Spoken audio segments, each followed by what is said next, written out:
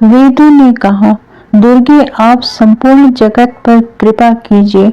पर में आपने ही अपने गुणों के द्वारा स्वेच्छानुसार सृष्टि आदि तीनों कार्यों के निमित्त ब्रह्मा आदि तीनों देवों की रचना की है। इसलिए इस जगत में आपको रचने वाला कोई भी नहीं है। माता, आपके दुर्गम गुणों का वर्णन करने में इस लोक में भला कौन समर्थ हो सकता है। भगवान विष्णु आपकी आराधना के प्रभाव से ही दुर्जय दैत्यों को युद्ध स्थल में मारकर तीनों लोकों की रक्षा करते हैं।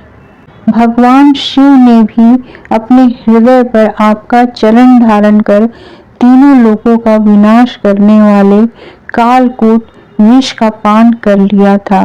तीनों लोकों की रक्षा करने वाली अंबिके, हम आपके चरित्रों का वर्णन कैसे कर सकते हैं, जो अपने गुणों से माया के द्वारा इस लोक में साकार परम पुरुष के देह स्वरूप को धारण करती हैं और जो पराशक्ति ज्ञान तथा क्रिया शक्ति के रूप में प्रतिष्ठित हैं।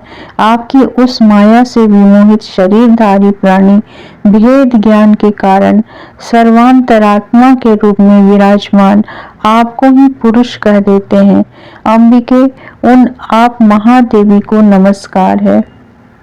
स्त्री पुरुष रूप प्रमुख उपाधि समूहों से रहित जो पर ब्रह्म है, उसमें जगत की सृष्टि के निमित्त सर्वप्रथम सृजन की जो इच्छा हुई वह स्वयं आपकी ही शक्ति से हुई और वह पराशक्ति भी स्त्री पुरुष दो मूर्तियों में आपकी शक्ति से ही विभक्त हुई।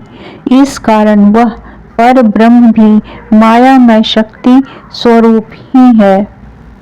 जिस प्रकार जल से उत्पन्न ओले आदि को देखकर मान्य जनों को यह जल ही है ऐसा ध्रुव निश्चय होता है, उसी प्रकार ब्रह्म से ही उत्पन्न इस समस्त जगत को देखकर यह शक्यात्मक ब्रह्म ही है ऐसा मन में विचार होता है और पुनः परात्पर पर ब्रह्म में जो पुरुष बुद्धि है वह भी शक्ति स्वरूप ही है ऐसा निश्चित होता है। जगदम्बिके, देहधारियों के शरीर में स्थित षट चक्रों में ब्रह्मादि जो 6 विभूतियां सुशोभित होती हैं, वे प्रलयांत में आपके आश्रय से ही परमेश पद को प्राप्त होती हैं। इसलिए शिवे, शिवादि देवों में स्वयं की ईश्वरता नहीं अपितु वह तो आप में ही है। देवी, एकमात्र आपके चरण कमल ही देवताओं के द्वारा वंदित हैं। दुर्गे, आप हम पर प्रसन्न हो। इस प्रकार श्री महाभागवत महापुराण के अंतर्गत वेदों द्वारा की गई दुर्गा स्तुति संपूर्ण हुई।